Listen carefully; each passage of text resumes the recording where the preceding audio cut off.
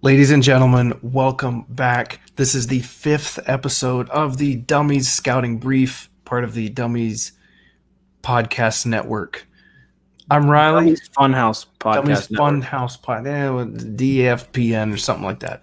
Anyways, Dummies Scouting Brief. I'm Riley. He's Matt. We are back with our fifth episode, here to talk about two more potential 2020 draft prospects. Could declare, could not declare right now. We're just helping you guys become familiar with these players, what they do well, what they don't do well, and how they project to the NFL and what they could potentially do for your dynasty teams. Matt, what's going on? Not too much.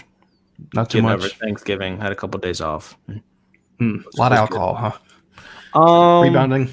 No, not too much. No, not too much. No, I'm trying to rebound from rivalry week where I lost a lot of money betting on the games. Yeah, that's probably stupid because I'm sure you lost a bunch. I lost a bunch. I threw Bama into a couple parlays. Oh, that was smart. Well, hey, what are you going to do? I thought they'd win, considering, Auburn season, and they had three losses. But top 15 team. I know, but they had three losses. I thought Bama was going to just run away with it. Swing and a miss. Beat Oregon. Win some, lose. They did. Yeah. Oh, well. We'll get to Oregon and maybe a couple Auburn players a little bit down the road.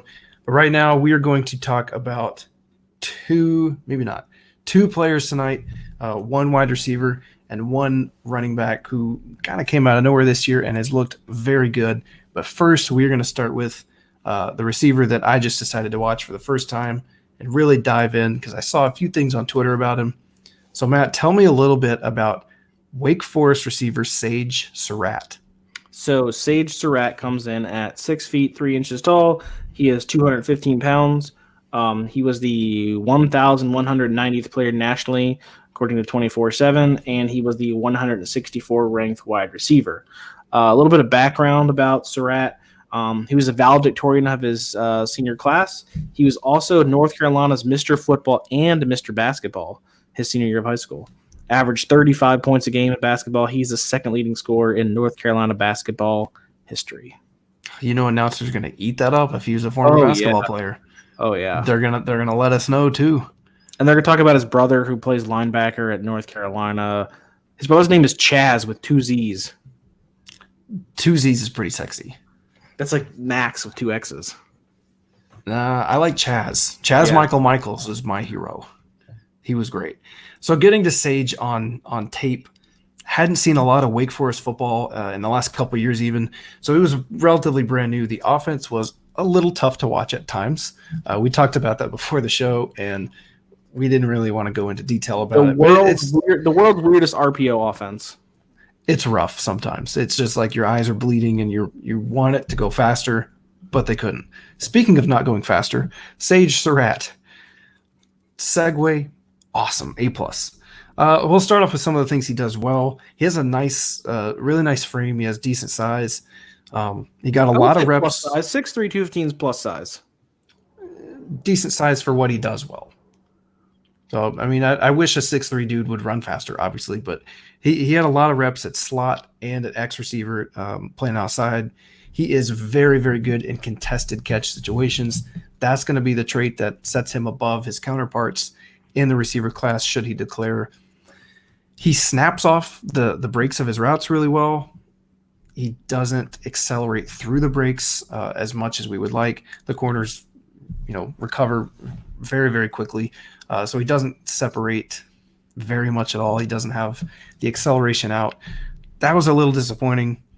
Regardless, good in contested situations. I think he has very good hands.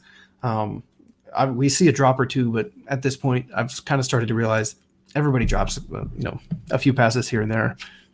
As long as it's not a problem, Hakeem Butler, we'll be okay. But there's my little ditch on Hakeem. But Sage, you're not going to get a lot of yards after catch. Speed is not an asset. That was the quote I put in my notes. And he's really not going to separate at all. So he works well in zone. Against man, you're not going to get a ton of success unless it's a one-on-one in the red zone where the defense is playing cover one and he's got a smaller corner on him. Then, okay, we could find a little success there. But for the most part, Didn't love what I saw on tape. Had some pluses, had a lot of minuses. Definitely think he needs to go back. Matt, what would you like to add? I thought he had a decent release as well too. I like that he used his size and his footwork off the line. I like that he something that we were talking about with Zach Reed or I think it was in a group chat possibly, is he does a nice job. He catches the ball away from his body. He saw him do it a lot. He plucks the ball to the air. He doesn't let the ball come to him. That shows me that he has good ball skills. I like he lined up all over the field. Yeah, said the same things you said already. So more of the same there. Yeah, so I mean, we have some good traits to work with. Obviously, contested catches, the way he catches the ball out in front and away from his frame, those things would help him in the NFL. He's a little raw right now. Would like to see him get a little bit quicker, separate a little bit. Obviously, that would, really propel his game and boost him up, possibly, even a tier or two. Right now, should he declare for 2020 draft, I don't think he's going to be anything more than a late 6th, early 7th round pick. I know, Matt, you mentioned you had him maybe in the 5th round. Yeah, I think one thing to keep in mind with him is even with all these negatives that he's having, I think before he got injured this year, he was averaging the most yards per game of any receiver in the nation. He's getting targeted a lot too. Right. Yeah, you have to take into account the kind of offense they're running, which is I don't know how to describe it. I think the Louisville game they ran 93 plays. I mean, so they're churning out plays. 93 is a ton. I mean, that's almost the Cliff Kingsbury pace, the Chip Kelly pace. Yeah. Which, I mean, for a 6'3", 215-pound guy who doesn't really run very well, it's a lot of plays, a lot of miles. Yeah. So, I mean, he sits down in zone pretty well, but you're not going to do that every single play. A little frustrating. He finds a way to get open. He gets open in those situations where when the play breaks down, he finds a way to get open when it's just you're playing backyard football. He does work back. Yeah. He works back to the line of scrimmage pretty well, which is kind of one thing I had in the back of my mind, but I didn't really have necessarily written down. So I could see that as long as if it's not man coverage, let's go. I think he's a good. And he does well off man, it's not press man. He's going to struggle. Right. So, I mean, if you've got somebody draped over him, quarterback's probably going somewhere else, but he's not going to be a wide receiver 1 in the NFL. Probably not a wide receiver 2. I think he's going to be more of a bench guy when he gets there, assuming he comes out this year and is a little raw. If you want to compare him to a player, I remember when a ton of people were on Simi Cobbs. I think he could be a little Simi Cobbs plus. He had some decent ball skills. He sat down in zone well. Wasn't a great athlete. Couldn't really separate. I think Sage could kind of be that kind of a player, but a little bit better. You hated Simi Cobbs last year. I remember that. You hated him. I hated Simi Cobbs. Hated him. Had some pluses, but definitely the negatives outweighed the pluses for Simi Cobbs. So I don't love Sage, but I think there's a little bit to work with. He's a nice little mold of clay. I hope he goes back. He does not need to declare. So that's why I said Simi Cobbs plus. He got the plus. I had JJ Arcega-Whiteside minus, so I think he's a little bit better of an athlete. Better of an athlete. I think Whiteside he was a little bit more polished receiver. Yeah, because I think he was a redshirt junior when he declared. Believe so. Whiteside was still could be such a force in the red zone. Yeah, and he's still red. He's basically redshirting this year too. He is, which makes no sense because Greg Ward started at receiver a couple weeks ago. So I don't know what Philly's doing, but yeah. So I mean, same quarterback players. Greg Ward. Former, true. But yeah. So I mean, I think that gives a pretty decent rundown of where Sage Surratt. What are you thinking if he comes out? What do you think of a rookie draft next year? I mean, assuming he's kind of a late day 3 guy, he's going to be a 4th rounder. Okay, I have him late 3rd. Yeah, I mean, if he goes to a decent spot where there's not a ton of depth and they're all little guys, like I would have said Baltimore, but I know Miles Boykin is kind of in that role. Yeah. would be a decent spot. I think Cleveland needs a big body. I don't think that would be a They horrible need an spot for offensive him. line more than you need another wide receiver. Then put Sage at left guard or right guard. He's probably better than Greg Robinson. Yeah. Oh, anybody's better than Greg. Greg will kick you. I think he did that week 1 against the Titans. He did, but yeah, he did. He got tossed. He kicked the guy. Yeah, whatever. Baker's still gonna be fine. He's very good. That's another story. Anyways, enough about Sage. Go watch him. He's an interesting player. Sorry about the Wake Forest offense. And transitioning from quarterback play, also not. I don't know if next year who I'm thinking of versus Hartman versus Newman. I don't know. You know what? At this point, I want to see Trayvon Bowers. Trayvon Bowers. Just put him in there. I just want to watch him. I saw him on QB1. Dude, Bishop McDevitt High School. Let's go. I know. I want to see him. I want to see if he can play. Hartman, I don't know. Hartman's mechanics were yikes. They were rough. Anyways, the Wake Forest offense is kind of a struggle to get through, but Sage is interesting. He's a bright spot for that Wake Forest team in general. If you want to go to the other opposite end of team offenses, to an exciting team offense, totally changed, complete polar opposites from what they were in previous years. Watch this team as Matt brings in our next player. So the next player is going to be LSU's Clyde Edwards-Hilaire. He comes in at 5'8", 209.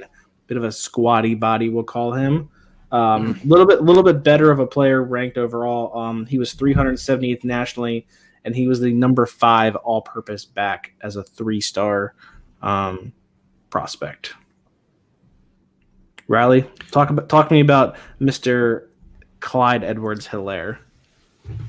Early onset candidate for name of the class. Love hyphenated names. That automatically gets a bump for me. I was not expecting what I saw from Clyde. And I'm just going to call him Clyde because I'm not going to call him by both hyphenated names. Yeah. Well, so CEH. Clyde. We can go with acronyms again. CEH. I like that. Clyde's cool too because if your name's Clyde, you're going to probably be a pretty good running back in the NFL. A lot of positives here. First thing I had, strong stiff arm. Dude has a mean John Kelly-like stiff arm. That's for you, Zach. Second thing was surprisingly elusive for his thick frame. Very, very nimble on his feet. I was not expecting that when I just looked at him in the backfield. He looks tiny. He looks like a little bowling ball. Pretty decent route running out of the backfield that could saw him snap and get out of those breaks really quick. Also kind of like John Kelly. That's not the comp because he's going to be better. I have quicker than fast, so long speed is kind of an issue. But for running backs, you don't have to be Chris Johnson fast to be successful. It sure doesn't hurt, though. Doesn't hurt to have speed. Look at Ronald Jones. He's fast, but you can touch him and he'll fall. On the flip side, our boy Clyde, or CEH, it's going to take half the defense to bring him down. First contact, it's really, really tough to stop him. He runs through it really well. He has nice acceleration for his size, but I don't think he's fast. He gets the top speed, or his top speed, very, very quickly. There's not a ton of negatives to his game. I think he's a very polished runner. Vision is decent to good. I don't think it's great, but I don't think it's bad. So it's kind of somewhere in the middle. But he's slippery for, when he's 5'8", 210. I mean, he's slippery and he runs through contact. But it's kind of like a little mesh. I mean, it's tough to bring him down. I really, really like Clyde. I think he's a good runner. He runs hard. He runs quick. I kind of touched on everything. Matt, finish it off. So one of the things that I really love that he did was he waits till the last possible second and he just makes a really quick, subtle move, and it makes guys miss that way. Like, he'll just wait till the last second. He'll just put his foot in the ground and he'll just he'll juke that way. But it's nothing. It's always really subtle, and I love that subtlety to his game, where he doesn't have to do a whole lot to do. He doesn't have to do a whole lot to do a lot. He does a little, does a lot.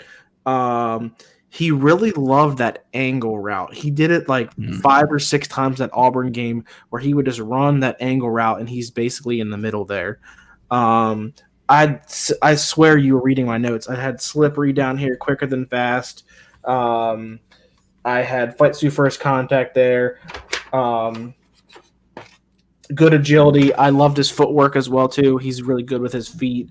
Some of the negatives, there were a few negatives. One of the big things is how good he is in the passing game. Is his pass protection was not great. Agree. He could definitely use some work on his technique there. Now there was times where I saw him where he definitely did a nice job picking up blitzes, but there's other times where he's diving at feet or he's just completely just whiffing on guys. So, which is weird because he's strong. Yes, I think part of it is technique. I think part of it is something he can learn. It's the same thing that happened with Miles Sanders last year. People were ragging him for pass protection. He's learned how to do it this year. So something I think definitely that I think we talked about that last week as well too, about pass protection is something that can be learned, not something if the tools are there, you can do it. You just have to be coached up for that. But yeah, I was surprised how much I liked him as well too. Once again, this is a disgusting running back class. Not sure how he's going to shake out, but I mean, he's going to be. I think there's going to be some steals here. Agree, 100% agree. I'm on the Clyde train. I think he's just going to continue. I got a perfect name for him. The best name for him, the Clydesdale. I don't mind it. I just like Clyde. Clyde is an early candidate for like the name of my kid. Sexy, tough. I'm just trying to get a nickname started. All right, I can't get Rod God started. No one's getting Rod God started. So Clydesdale. Let me just say, when Matt and I fully agree on a player, usually it turns out pretty well. Godwin, Cooper Kupp, Bruce Anderson. You know what? It's still early, but still, obviously it's getting late quick. It's getting late quick, but still, I mean, Clyde shows a ton. Matt and I kind of hinted at it pre-show. We figured out we had the same comp, and we do not talk about these players before we talk about them right here. So on three, we're gonna say our comp. 1, 2, 3. Mark Ingram. Beautiful. In previous years, I usually just considered Ingram, and when I watched him, he was more of just a straight line bowling ball. This year in the Baltimore Raven offense, dude is all of a sudden shifty and elusive as hell. And he can catch. And he can catch, which, who knew? But I guess with Kamara at your side, you don't really need to catch. Kamara, Pierre Thomas, Darren Sproles. Oh, Pierre Thomas. Well. Illinois. Wow. It's random. I hadn't thought of him in a long time. I guess Reggie Bush, but that was kind of before his day. Yeah, a little bit overlap. Couple years. Regardless, so I mean, look at what Ingram's doing now. We think that's the kind of player that Clyde can be. A 3-down back, more than likely he's going to be, a 2-down guy that mixes in on 3rd down. So kind of something like Darius Geis does with the Redskins now, where he's not a full 3-down back yet, but definitely can be with his skill set. Do you put any stock in him not getting more time over Brissett last year? I do not. Okay. I do not. Just curious. I mean, it's all in college. It's really the older guys are going to get their chances first. And Brissett was not a bad player. I think he was a redshirt senior last year. He'd been there forever. Yeah, I mean, he was there. I felt like he was there when Leonard Fournette. Yeah, he was. Yeah. He was. Not to be confused with his brother Leonard, who was there last year. Correct, which I need to talk to Mrs. Fournette because had to have been, that completely threw me off. Sorry. But I mean, yes, in college, the older players are going to get their chances first. And if they're not horrible, they're probably going to play. So I think Clyde it took him a little bit. Yeah, and I definitely saw improvement. I saw improvement for 2018 versus 2019 as well, too. Agree. He looked the game slowed down for him, but he sped up. I think that's a good way of putting his 2019 versus his 2018 tape. And I mean, go turn it on and watch him because you can see him progress and get better. He's a savvy runner, but he'll also stiff arm you to the ground, but he'll also juke you out. Yeah. It's fun. He's a fun runner. I'm He's like excited to Damian see. Harris. He's an exciting Damian Harris if we use a recent player. Damian Harris is actually not a bad comparison because he did everything well, but he wasn't going to blow you off the page. Yeah, but I thought Edwards was a little more exciting. I thought Clyde was a little more exciting than Damian Harris was. Agree, because Harris was just more of a – he wasn't a straight line guy. Like, he would cut, but for the most part, he was just going to get you 4 or 5 yards every single time. Yeah. Whereas Clyde can bust one off and drag 30, 40 defenders yards, with him yeah. and then juke the safe. I mean, he's exciting. Like, he is an explosive player. I think he could pile up a ton of fantasy points for you, especially if you could get him in the second round, which I think is very for possible. sure. He's definitely a second round pick. Depending on the landing spot, because if he lands in a great spot, sure, if he lands in Houston or something like that, then yeah, he's gonna pop up as a late first round pick. We saw it happen with someone like similar situation last year with Devin Singletary. If he not really he was an okay player, but last year's class wasn't what this year's class is or could be. And he got like when Royce Freeman went to the Broncos, kind of that third round pick that he's in a great spot. Given Freeman wasn't the best of players, that's not a player comparison because they could not be different. Could not be more different. I think Clyde could be in a similar situation. I mean, especially let's say Houston takes a shot at him at the end of the second. I don't know if they have a second. I don't think I think they do this year and they don't next year, but I could be wrong with that. Because I know they were wheeling and dealing. Yeah. Whatever. With the no GM, which I'll apply. Their GM is actually Bill O'Brien's butt chin. Oh, no, that makes sense. Yeah. About the same. Yeah, they look the same too. But yeah, I mean, so that's the kind of stock that Clyde's going to be looking at. I think he's going to be a constant riser in the class. I really like him. I don't know where he's going to fit in the running back ranks. Callback here. Who do you prefer over Clyde or Zach Moss? I like them both, but I think it's no question I'd rather have Clyde. Okay, totally agree with that. No question. Clyde is more concrete. Like, I know he's going to be a player, whereas Moss has the potential to, and I think he will. But I think Clyde's a more for sure bet. Clyde's minus 110 odds. Moss is like minus 140. Plus 140? Plus 140. Sorry, did I say minus? You did. Just making sure we're not confusing our gambling audience here. Yes. So, yeah. Clyde's he's a safer player. Also a little bit better. Yeah, totally agree. But don't get me wrong, I like Moss. I like what he can do. I don't think they're super different, but Clyde's just polished. He's exciting. He was just more fun to watch. Probably because he's a little bit better. Honestly. Yeah, for sure. And the offense certainly doesn't hurt either. When you have Burrow throwing to Jamar Chase and Justin Jefferson and Randy Moss's son. I always forget Randy's got a kid there. See, it's just that offense is loaded. It's finally exciting. It's not just running the ball 80% of the time and occasionally throwing to Malachi Dupree. And Trevin Durrell. Oh, I forgot about Durrell. He was with the Saints for a little bit. I thought Dupree could have been it, though. Had that big frame, little thin, oh well. But now the LSU offense is in present day, and it's exciting. So I am for sure we will get to Joe Burrow eventually when we talk about quarterbacks. We get to watch it all over again. But anyways, Clyde Edwards-Helaire, remember the name. Target him early. Put a target on his back.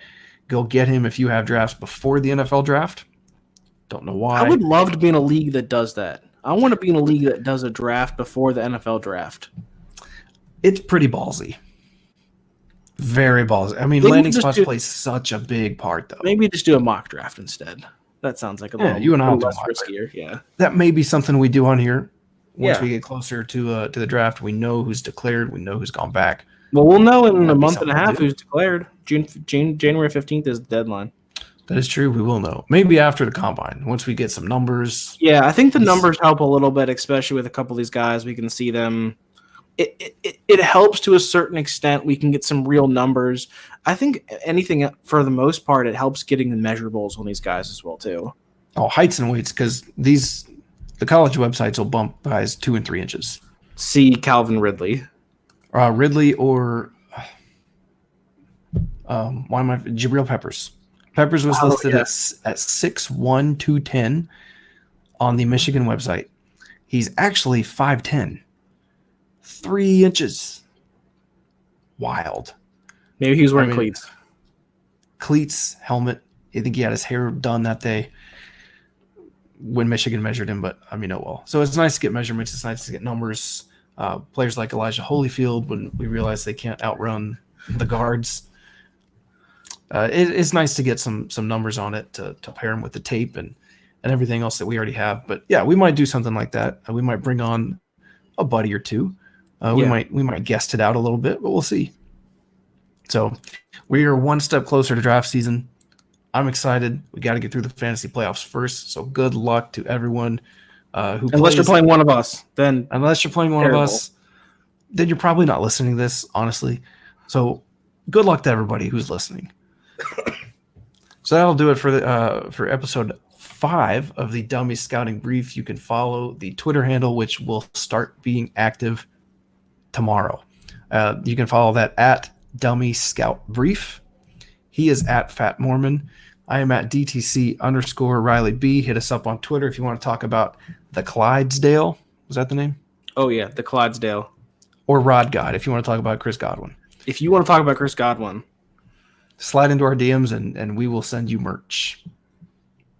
That is coming soon. Coming soon. So hit us up on Twitter. We'd love to chat. We'd love to talk about players. If you have any suggestions, we take player suggestions because right now we're just kind of making it up on the fly. And so as some of these players declare, we're going to start talking about the guys who underclassmen who are definitely coming in. We can see some invites to the Senior Bowl, stuff like that. Making sure we're talking about the guys who people want to hear about as well too. So obviously we've had some declarations in the last couple of days with Darius Anderson. Darius Anderson going to the Senior Bowl. Guy we already talked about. We talked about him first. Granted, I didn't love him, but I thought there was potential there. Didn't think he'd go to the Senior Bowl, so excited to see him play. Jalen Rager declared. Laviska Shenault declared. Guys we kind of thought would declare. So yeah, I have not studied Shenault or Jalen. So this should be interesting. I'm excited to dive into them. We may or may not get to one of them next episode. Teaser. So stay tuned for that. This has been another episode of the Dummy Scouting Brief. Toodles.